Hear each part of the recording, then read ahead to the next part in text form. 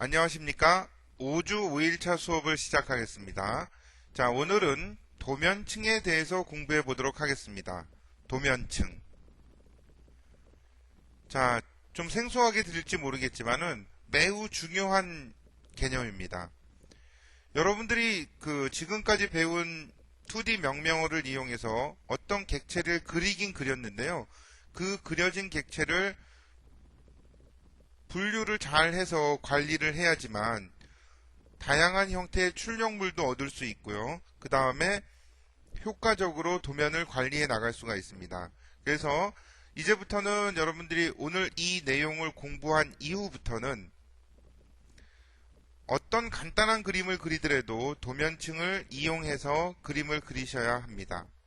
오토캐드 안에서는 도면층의 개수 제한이 없습니다. 그러므로 최대한 많이 만들어서 활용하는 것이 좋습니다. 자, 레이어. 자, 레이어는 도면층을 만드는 명명어입니다. 그래서 다양한 도면층을 만들 수 있고요. 여러분들이 코맨드 상태에서 이렇게 레이어를 입력을 하게 되면은 이게 대화 상자가 나타나게 되겠죠. 자, 제가 지금 잘 그려진 도면에 도면층 부분만을 제가 이렇게 딱 캡처를 하나 받아놨는데요. 이런 식으로 지금 여기 적혀 있는 이 도면층 이름들은 그리고 색상들은 가장 많이 이용되는 도면층들입니다. 그래서 아무리 간단한 도면이라 그래도 여기 적어 놓은 이 정도의 도면층은 여러분들이 관리를 할 수 있어야 됩니다. 자, 그래서 코맨드 상태에서 레이어 명명을 입력하면 이렇게 대화 상자가 나타나는데요. 이렇게 1번 영역에는 매우 복잡한 도면에서는 이렇게 도면층이 지금같이 뭐 4, 5개가 아니라 도면층이 5, 60개 정도 되거든요. 자, 그러면은 이 하나면에 다 표현이 안 되고 그 많은 도면층을 조절하기 위해서는요. 어떤 필터 기능이 필요합니다. 내가 원하는 것들을 빨리 찾기 위해서요. 자, 그래서 1번 영역에서는 그런 식으로 필터에 관련되는 부분들, 도면을 빨리 찾기 위한 기능들을 여기서 조정을 하시면 되고요. 다음에 2번 영역이 있는데 2번 영역에서는 이제 직접적으로 도면층 하나하나를 껐다 켰다 온오프를 조정했다 얼렸다가 잠궜다가 아니면은 출력을 못하게 했다가 이런 기능들을 갖게 됩니다. 자, 그래서 지금 나오는 이 대화 상자는 이제 도면층이 많은 경우에 그거를 필터링을 해야 되거든요. 그래서 그 필터링에 관계되는 대화 상자입니다. 자, 지금도 도면층이 많은 경우에 이용이 되는데요. 여러분들은 초기 단계에 지금 배우는 과정이니까 이 부분은 잘 활용은 되지 않을 겁니다. 그렇지만 원고 내용을 한번 쭉 읽어보시고 어떤 기능이 있구나 정도만 파악을 하시면 되겠습니다. 자, 그래서 레이어 관계되는 매니저가 있고요. 자, 그리고 여기서부터가 이제 중요한 건데, 자, 2번 영역, 아까 어떤 부분이라고 말씀을 드렸죠. 자, 2번 영역에 보면 제일 왼쪽부터 제가 하나하나 설명을 드리도록 하겠습니다. 자, 그 다음에 스테이트라는 게 있는데요. 자, 이 부분은 현재 도면층의 상태를 표시해 줍니다. 이렇게 체크 표시가 되어 있는 게 있는데요. 이렇게 체크 표시가 되어 있으면은 그게 현재 사용 중인 도면층을 의미합니다. 자, 또 두 번째는 이제 이름 부분이 있는데요. 자, 이 부분에서는 도면층의 이름이 나타나고 한글도 쓸 수 있으니까 간략하게 여러분들이 이름을 지정을 하시면 되겠습니다. 자, 다음은 온오프를 조정하는 부분인데요. 도면을 보이게 할 거냐 아니면 안 보이게 할 거냐 이런 부분들을 조정합니다. 아이콘이 전등 모양으로 되어 있는데 껐다 켰다를 하실 수 있습니다. 그 다음 칸에는 프리즈라고 되어 있는 부분이 있는데요. 도면층을 얼리거나 해동하는 기능입니다. 시각적으로는 온오프하고 같지만은 내부 데이터 운영상은 아주 큰 차이가 있습니다. 그래서 도면이 큰 경우에는 화면에서 해당 도면층을 온오프 하는 것보다는 프리즈 도우 하시는 게 좋습니다. 시각적으로는 두 개가 같고요. 자, 다음에는 잠금 기능이 있습니다. 락 기능이 있어서 선택된 도면층을 잠급니다. 잠겨진 도면에는 객체를 추가할 수도 없고 지울 수도 없습니다. 자, 그래서 잠금 기능이 있고요. 그 다음에 칼라. 자, 여러분들 만약에 생각을 해보면은 도면층이 예를 들어서 한 10개가 있다고 해볼까요? 이 10개가 그럼 이렇게 해서 도면층이 하나, 둘 이렇게 막 겹쳐 있게 되는 건데요. 자, 이 도면층이 10개가 뭔가 시각적으로 분류할 수 있는 기준이 있어야 되거든요. 그래서 오토캐드에서는 도면층을 분류하는 기준으로 색상을 이용합니다. 그럼 예를 들어서 10개의 도면층이 있다고 하면은 이 10개의 도면층을 각각 다른 컬러로 지정을 했다고 해볼까요? 이렇게 각각 다른 컬러로 지정을 하면은 10개의 도면층이 다 켜져 있는 이 상태에서 10개의 도면층을 쭉 보면 색상이 10개가 나오겠죠. 그러면은 지금 도면층 10개를 쓰고 있구나. 이런 식으로 도면층은 색상으로 분류하는 것이 가장 효과적인 방법입니다. 그래서 도면층별로 색상을 지정을 하실 수가 있습니다. 자, 다음은 이제 라인 타입 부분인데요. 자, 그래서 도면층별로 선의 종류를 조정합니다. 예, 그래서 도면층별로 센터선 아니면 히든선 이런 식으로 선의 종류를 지정할 수 있고요. 또 도면층별로 선의 두께를 지정합니다. 자, 또 도면층의 출력 형태를 조정합니다. 그래서 출력을 하고 싶지 않은 도면층이면 그 도면층을 여기서 끄시면은 그 도면층은 출력이 되지 않습니다. 자, 그 다음에 여기 출력 부분이 있고요. 예. 자, 그 다음에 이제 디스크립션 부분이 있어서 각 도면층에 대한 설명을 기입을 해 놓을 수가 있습니다. 그래서 이런 사항들을 여러분들이 한번 정리를 하시면 되고요. 자, 그 다음에 대화 상자 안에서도 마우스 오른쪽 버튼을 누르면은 이렇게 또 메뉴가 나타나거든요. 이 메뉴를 이용해서 좀 더 빠르게 명령어에 접근을 하실 수가 있습니다. 자, 여러분들이 이제 도면을 만들고 도면에 이제 레이어를 만들고 사용하실 때에는 툴바를 이용하는 것이 좋은데요. 자, 여러분들 그 칼라라든가 라인 타입을 할 때 컨트롤러 부분이 있었는데 여기도 마찬가지로 레이어 컨트롤러 부분이 있어서 만들어진 레이어를 여기서 이렇게 쉽게 관리를 할 수가 있습니다. 자, 그래서 여기 있는 요만큼 부분이 레이어하고 관계 있는 툴바 부분입니다. 자, 그러면 간단하게 레이어를 한번 만들어 볼까요? 자, 일단 여러분들이 레이어라고 입력을 하면은 이런 대화 상자가 나타나게 되겠죠.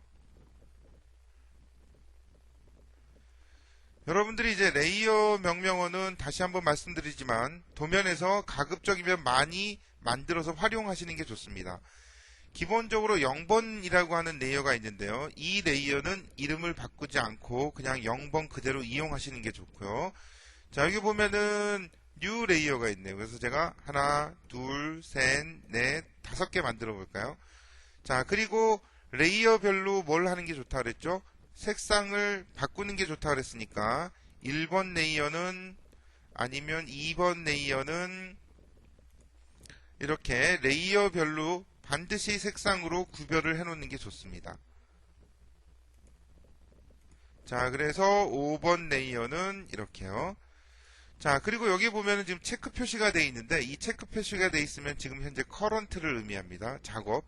자, 제가 만약 2번 레이어를 커런트로 만들고 싶으면 자, 요거를 딱 클릭하면 어떻게 되죠? 2번 레이어가 작업 레이어가 되죠.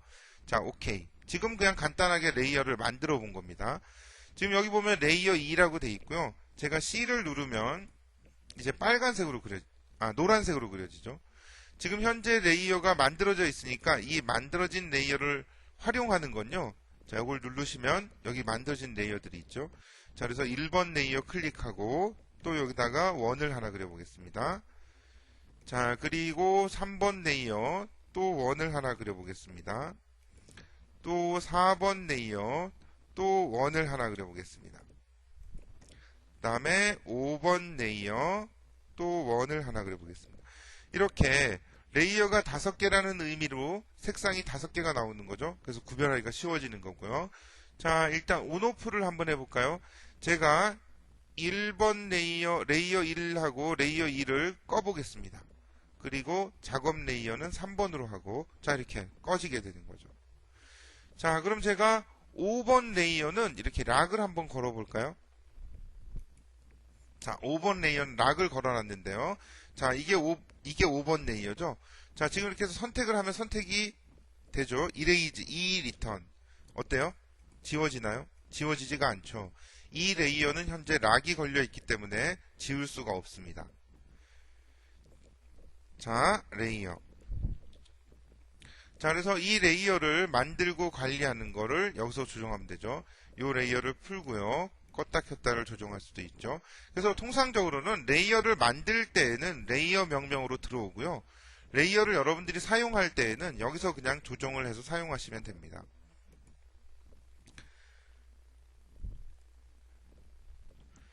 자, 다음 명령어는 레이어 P 명령어입니다.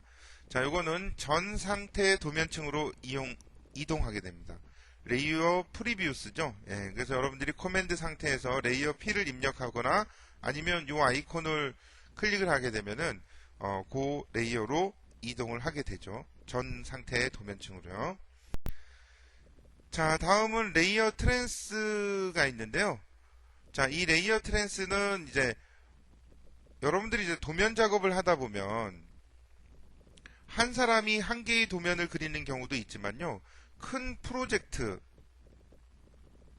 프로젝트를 하는 경우에는 여러 장의 도면을 이제 여러분들 이제 나눠서 그리게 되겠죠. 이렇게 나눠서 그릴 때 가만 생각을 한번 해보면은 맡은 이 사람이 각각 자기 마음대로 레이어를 쓴다 그러면 어떻게 될까요? 각각 자기 마음대로 레이어를 쓴다 그러면 나중에 여기 있는 도면들을 관리하는 사람 입장에서는 전체 도면을 다 모았을 때 레이어가 엉망진창이 돼 있을 거 아니에요. 자, 그래서 이런 것들을 조정해 주는 게 레이어 트랜스입니다. 자, 이거는 CAD 스탠다드. 자, 여러 사람이 공동 작업을 할 경우에 레이어를 통일감 있게 맞춰주는 기능이죠. 예, 그래서 여러분들이 코맨드 상태에서 레이어 트랜스를 입력을 하게 되면은 이렇게 대화 상자가 나타나고요. 1번 영역에는 이제 변경할 수 있는 현재 도면층이 나타나고요. 2번 영역에는 이제 변경의 기준이 되는 도면층이 나타납니다. 그래서 여기서 이름을 바꿔가면서 각각 따로 만든 도면층들을 서로 맞추면 되는 거죠. 여러 사람이 공동 작업을 한 경우에 사실은 이거보다는 처음부터 공동 작업을 하는 경우에는 도면층이라든가 이런 부분에 대한 룰을 정해서 작업을 하는 게 좋지만은 그래도 작업을 하다 보면 필요에 의해서 도면층이 만들어지게 되는데 이럴 때에는 강제적으로 이렇게 레이어 트랜스를 이용해서 도면층을 맞추면 되겠습니다.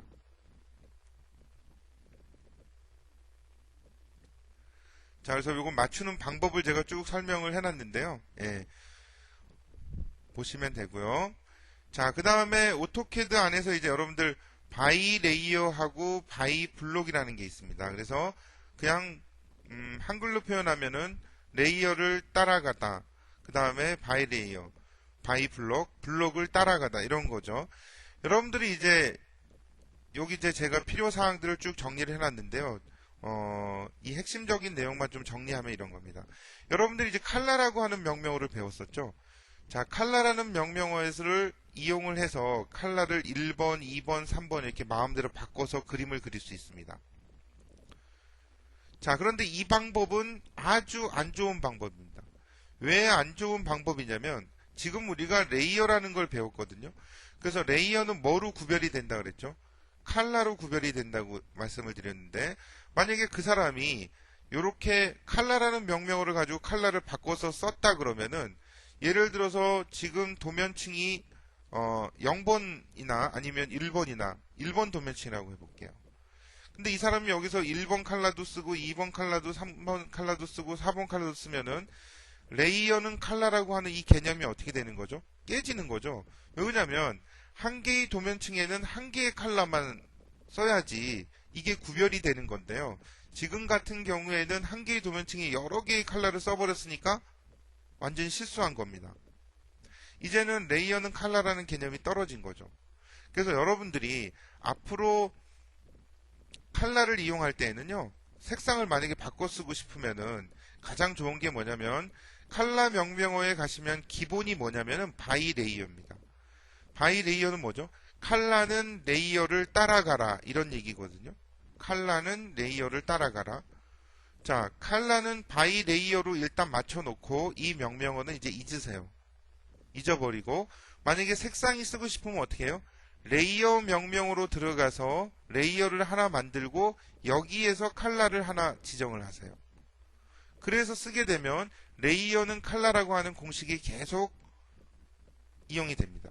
자, 이렇게 만들어야지만 아직 우리가 블록을 배우지 않았는데요. 자, 여러분들이 이제 그린 도면이 단순히 도면의 역할을 하기도 하지만 여러분들 도면 그리는 이 도면이 더 큰 의미의 도면으로 보면 여기에 한 조각이 될 수 있습니다. 그럼 이 조각이 될 때 여러분들이 그린 도면을 아까 같이 칼라는 엉망진창으로 이렇게 그림을 그리면 이 큰 도면, 마스터를 가지고 있는 이 사람 같은 경우에 이게 이쪽으로 불려 들어오면 어떻게 되죠? 이제 이 사람의 도면의 색상이나 이런 부분들은 아주 완전히 엉망진창이 되는 겁니다. 그래서 가급적이면 여러분들이 그리는 도면의 색상은 바이 레이어 상태를 유지해 줘야지만 이 받아들이는 마스터 도면 입장에서도 이걸 받아들였을 때 색상을 별 무리 없이 쓸 수 있게 되는 겁니다. 그래서 제가 좀 어려운 내용이긴 한데 이렇게 정리를 해놨으니까요. 쭉 한번 읽어보시기 바랍니다. 자, 그럼 오늘 공부한 내용은 여러분들 레이어라고 하는 명명어를 배웠는데요. 이 레이어 명명어 매우 중요하거든요. 그래서 도면층을 그릴 때 여러분들이 레이어를 잘 활용을 해서 그리시면 되겠습니다. 마지막으로 하나만 더 말씀을 드리면은 여러분들이 도면을 그릴 때 처음부터 도면층을 생각해서 그리면은 좀 시간이 많이 걸립니다. 그래서 어떻게 하는 게 좋냐면요. 처음에는 일단 0번 레이어에서 도면층을 이렇게 막 생각 없이 일단 객체를 그리세요. 그리다가 한 7, 80% 정도 됐을 때 이 정도부터 이제 뭘 하냐면은 레이어를 만들고 아니면은 회사 같은 경우에는 레이어가 있겠죠. 자, 이 객체들을 체인지나 프로퍼티스 명명어를 이용해서 해당 도면층으로 이렇게 분류를 시작하는 겁니다. 자, 그래서 최종적으로 100%가 됐을 때 어떻게 해요? 이 객체들은 분류가 완전히 다 끝나 있는 거죠. 그래서 도면 초창기부터 요거는 레이어 1로 가야 돼. 요거는 레이어 2로 가야 돼. 이렇게 생각해서 도면을 그리다 보면 시간이 너무 많이 걸리니까요. 일단 객체를 다듬어 가고 만드는 과정 중간중간에 체인지라는 명명어를 이용해서 해당 도면층으로 분류를 하시면 되겠습니다. 자, 그러면 오늘 수업은 여기서 마치도록 하겠습니다.